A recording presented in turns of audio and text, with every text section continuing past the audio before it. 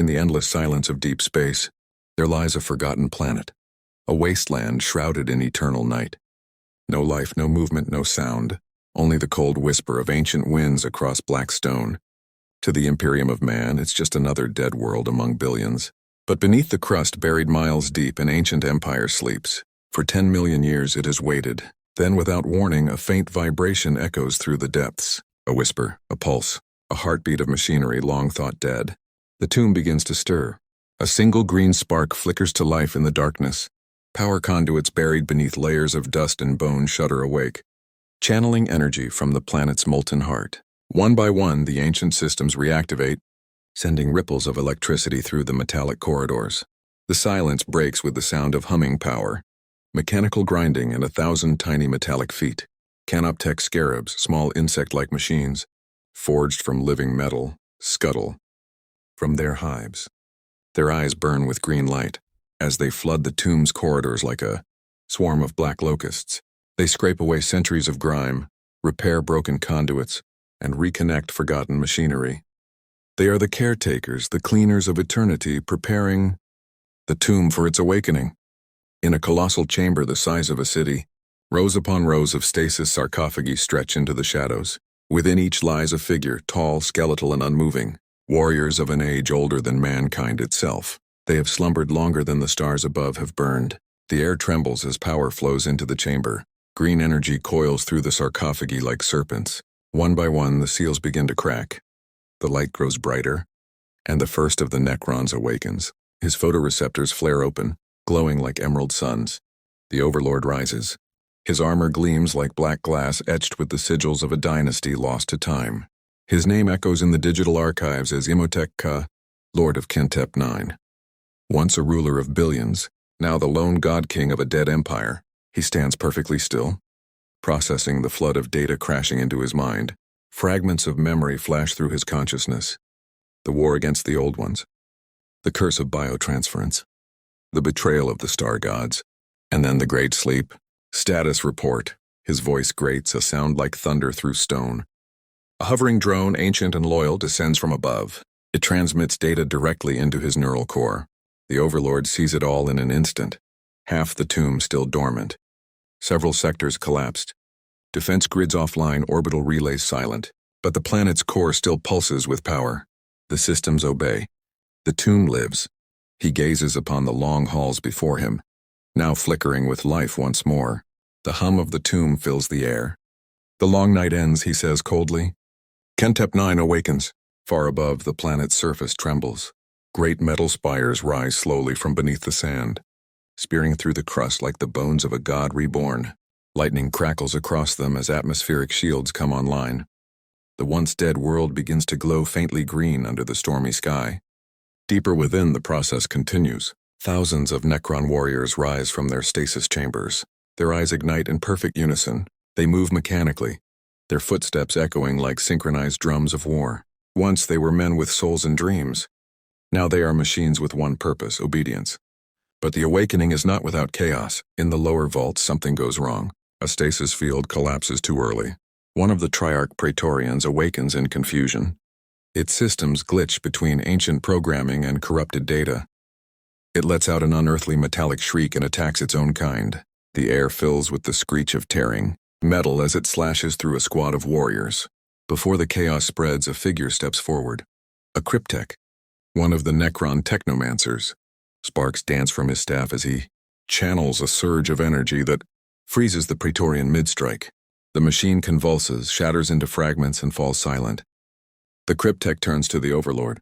Some minds did not endure the great sleep. My lord, he says in his metallic hiss.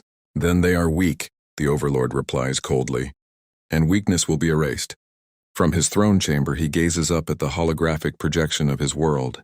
Energy flows through every level. The tombs are alive, and above, signals from the void begin to flicker. Unknown frequencies, intrusions. Imhotep Ka tilts his head slightly, analyzing the data. Human signatures. Adeptus Mechanicus, explorators. They have found the tomb.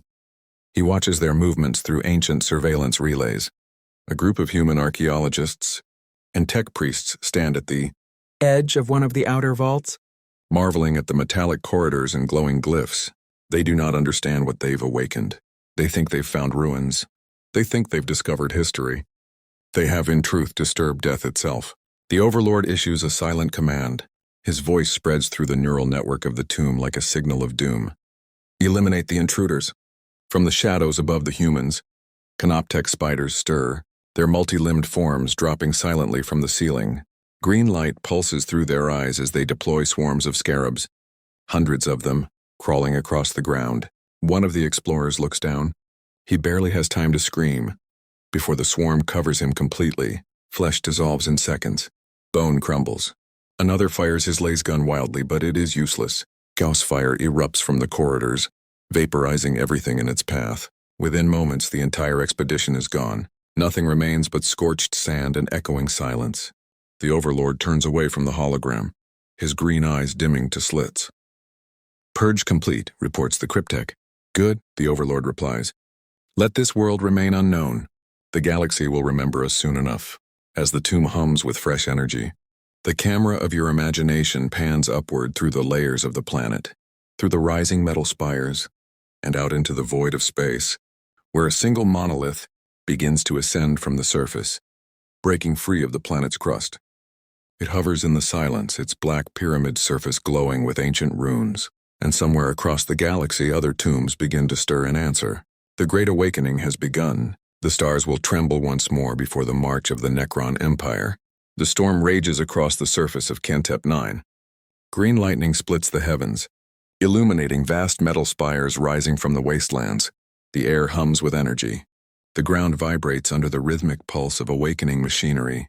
The once dead planet now beats with the heart of a god, cold, ancient, and merciless. Deep below, in the core chamber of the tomb, the Overlord Imhotep Ka stands before a holographic map of his world. Rivers of green light trace the energy grid as more sectors come online. The tomb's systems are no longer whispering, they roar with power. He can feel it through the metal veins of the planet, the return of purpose, the song of obedience, the hum of resurrection. For the first time in 10 million years, he feels alive. Status of planetary reanimation, he asks. The cryptek beside him bows, his staff glowing as he projects data runes into the air. 87% of sectors are active. Surface defenses at 40. Orbital relays will be restored within the next cycle. The celestial core is stable, and the remaining dynastic nodes? Some remain dormant, my lord. Others, the cryptek hesitates, show corruption, neural collapse. Their command codes are unrecoverable. Imhotep's green eyes narrow, processing the data. Corruption, decay, imperfection, even the technology of the Necrons was not immune to time. Then purge the corrupted. Recycle their remains into the forges. We will rise pure. The cryptek bows again. By your will, my lord. In the silence that follows, Imhotep gazes up at the image of the galaxy spinning above him.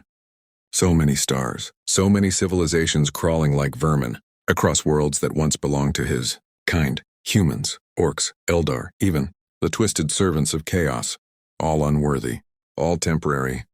He raises a hand slowly, his metallic fingers curling like claws. This galaxy forgets who built its foundations, he says coldly. Let them remember. Across the planet, the awakening accelerates. In the great vaults, hundreds of monoliths emerge from beneath the sands, their black pyramidal forms crackling with green lightning. Ancient runes pulse along their surfaces as they lift into the air, powered by the energy of the tomb itself. The Necron warriors march in perfect lines, an endless sea of metallic bodies. The sound of their synchronized footsteps echoes through the catacombs like thunder. Crypteks walk among them, weaving streams of energy through their staves, tuning systems and awakening the next phase, immortals. The elite guards rising from golden sarcophagi, their armor gleams brighter, their minds sharper, their hatred colder. Above the surface, the sky itself begins to tear open. Portals of green energy flicker in the atmosphere, dimensional. Gates activating after ages of silence. From them, ships emerge, not built of metal but grown from living necrodermis. Their hulls shimmer like glass soaked in acid light. The Necron fleet is awakening, but not all goes unnoticed. Far above the planet, the small remnants of the Adeptus Mechanicus expedition orbit in a damaged ship, their sensors still recording. Panic fills their voices as they witness what's unfolding below. By the Omnissiah, the surface is changing. There's movement, massive structures. It's not ruins, it's a tomb. Another voice interrupts, static breaking through. We must transmit this to Mars. This is an ancient Xenos empire, unlike anything in the archives. Before he can finish, his console flares green. The lights flicker, the air vibrates. Then in silence, a single emerald beam lances from the planet's surface. The Mechanicus vessel doesn't explode, it simply ceases to exist. Disintegrated at the molecular level. The beam fades, leaving nothing but dust drifting in orbit. On the surface, Imhotep watches the event through holographic projection.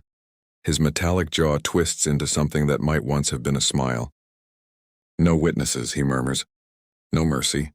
In the lower vaults, something ancient stirs. A voice echoes faintly through the metallic corridors, not a mechanical one, but something alive. The air ripples with strange whispers like the wind screaming in agony. The cryptech overseeing the vaults looks up, sensors flickering. He steps closer to the containment chamber, a crystalline prison surrounded by energy fields. Inside, a being of shifting light writhes and screams, fragments of divine energy twisting like broken glass. It is a Cetan shard, a remnant of the star gods the Necrons once served, now shattered and enslaved. Free me, it hisses, its voice echoing through the cryptech's neural circuits. Free me and I will give you eternity. The cryptech trembles, his systems glitching under the psychic pressure. He nearly deactivates the containment field until the Overlord appears. Imhotep's presence silences the chamber. The light from the shard dims in fear. You still exist, Imhotep says quietly. A fragment of the traitor that devoured my people. You think I would free you? You are weak. The Cetan sneers, its form twisting into a face of mockery. You live in metal, in imitation of life. You need me. The Overlord steps closer, his staff glowing. I needed you 10 million years ago. Now you are just another battery. With a pulse of power, the containment field intensifies. The shard screaming as energy drains into the tomb's reactors. Feed on your own divinity, Imhotep says coldly. Fuel the empire you betrayed. As the shard's cries fade, the Overlord ascends to the surface. The air outside hums with power. The sky burns with green lightning. Monoliths hover above the dunes, casting shadows over the metallic landscape. Imhotep raises his staff and the ground trembles. Let the galaxy tremble once more, he declares.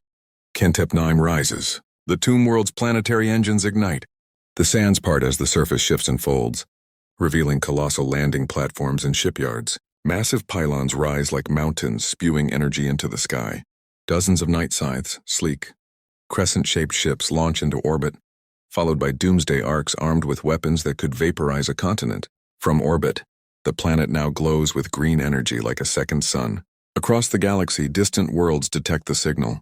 Imperial astropaths cry out as psychic feedback tears through their minds. Orc warlords pause mid-battle, sensing something ancient and terrible stirring in the void. Eldar seers collapse in horror, whispering one phrase again and again. The Necrons are awakening. Inside his throne chamber, Imhotep Ka stands motionless, gazing at the void beyond his world. His legions are ready. His ships await. His vengeance has only begun. He raises his hand, and a single word echoes through every data relay. Every command circuit, every machine across Kentep-9, advance. The monoliths rise into the blackness of space. The fleet forms up, a silent armada of death gliding through the void. Their weapons glow faintly with emerald light, casting ghostly shadows across the stars. The tomb world has awoken, and now the galaxy will burn. The void between the stars is silent, but within that silence, something moves. Emerald light streaks across the darkness as the fleet of Kentep. Glides through space like a school of mechanical leviathans. Monoliths, doomsday arcs, and crescent-shaped night scythes form a vast, synchronized formation around a single, massive flagship, the Crown of Eternity, the personal command ship of Overlord Imhotep Ka. To the human eye, it would look like a storm made of glass and lightning, a fleet that shines without sound, kills without mercy, and moves without error. Imhotep stands upon his command dais, his staff glowing faintly with green light. Holographic projections of the surrounding system swirl around him. Ahead lies their target, an Imperial mining colony orbiting a red dwarf star. A small, insignificant world to most, but to the Necrons it is sacred. Once it was theirs. Once it was part of their empire. Now it is infested with mortals. They mine our soil, Imhotep says coldly. They breathe our air. They claim what was forged by our hands before. Their species learned fire. Unacceptable. His mechanical eyes dim slightly as ancient rage burns in the remnants of his soul. The cryptek approaches, bowing deeply. Orbital defenses are primitive, my lord. A single lance strike will suffice. No, Immerse replies. We do not destroy what belongs to us. We reclaim. He extends his clawed hand and sends a command through the fleet's data streams. The order ripples outward faster than thought. Instantly, the monoliths shift formation, their geometries aligning into a perfect grid. The attack begins. From the colony's surface, the first sign of doom appears as a shimmer in the sky. At first, the miners think it's an aurora, something beautiful and harmless. But the light grows brighter, splitting into dozens of glowing fissures that tear open the heavens. Through them descend the monoliths. They fall silently, their massive pyramid bodies defying gravity, glowing with streams of green lightning. They touch down without impact, simply phasing through the ground as if reality itself bends to let them pass. Then the air screams. Gauss fire erupts from the monoliths, disintegrating defense towers and vehicles in seconds. Human soldiers of the Imperial Guard scramble, shouting orders, firing their laser guns into the air. Their red beams hit the Necron's armor and vanish without effect. The Necron warriors march forward step by step, weapons humming with lethal power. Their emerald eyes sweep across the battlefield, cold and unfeeling. To them, this isn't war, it's cleansing. By the Emperor, what are these things? A sergeant shouts, firing wildly. His voice is cut short as a beam of green light hits him, vaporizing him instantly. A commissar rallies his troops, yelling for courage. But courage means nothing here. The Necrons advance in perfect silence. No battle cries. No emotion. Only inevitability. Above, the crown of eternity hovers in orbit, watching. Inside the command deck, Immerse observes the battle unfold through holographic projection. Every fallen human, every inch of reclaimed ground, every functioning defense grid, all of it is cataloged in real time. They resist as expected, the cryptek remarks. Resistance, Immerse says quietly, is the most predictable aspect of organic life. They struggle, even when it's meaningless. He turns his gaze toward the red star shining through the viewport. But let them struggle. Let them remember this day. He raises his staff high. Down below, dozens of Necron obelisks descend from orbit, striking the ground like divine pillars. Energy flows between them in a web of green light, creating a massive glowing sigil that engulfs the entire colony. Then silence. The humans freeze mid-motion, their weapons falling from their hands. The very air shimmers. The ground begins to hum. Every metal object on the surface trembles violently. Bolters, tanks, augmetics, ships, all of it begins to liquefy, their materials tearing away from human hands and flowing upward into the sky, drawn toward the monoliths. The colony itself is being absorbed. Buildings crumble, machinery melts, and human screams echo through the storm. But the Necrons do not stop. They stand motionless as their world reclaims its matter, reshaping the metal into new monuments of green and black. When the light fades, nothing human remains, only silent monuments shining under the crimson sun. Back aboard the Crown of Eternity, the cryptek reports. The colony is neutralized. Planetary reclamation is 98% complete. Immerse nods slowly. Good. Re-establish the dynasty sigils. Begin reformation of orbital defenses. Kentep 9 will not stand alone. He turns and walks toward the observation window. The stars beyond shimmer faintly. For a moment, something flickers in his mind, a fragment of memory.